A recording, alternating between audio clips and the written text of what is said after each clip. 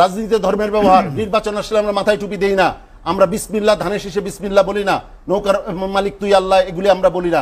আমরা সারা বছর ধর্মের চর্চা করি, আমরা সারা বছর ধর্মই করি এবং আমাদের ম্যানিফেস্টোতে আমাদের সকল কিছুতে আমাদের আদর্শ স্পষ্ট থাকে। উনি বলেছেন 4 নম্বর শরিয়া আইনে হাত কাটা হবে। শরিয়া আইনে হাত কাটা হবে এই কথাটা একটা ভুল বার্তা দেওয়া হয়।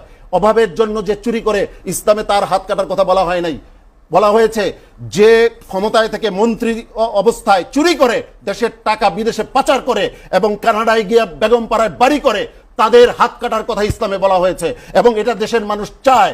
একজন চোরের হাত যদি কাটা হতো আজকে সারা দেশে কেউ চুরি করার সাহস পেত না, ক্ষমতায় গিয়ে দেশের টাকা পাচার করার। আমি একেবারে শেষ করছি, নির্বাচন আমরা বন্ধ করতে চাই না, আমরা একই সময় নির্বাচন চাই, কিন্তু নির্বাচনটা যেন তেন উপায়ে হোক এটা আমরা চাই না, নির্বাচনটা সুষ্ঠু হোক। নির্বাচনের বিএনপির সুর কি আগের মতো আছে?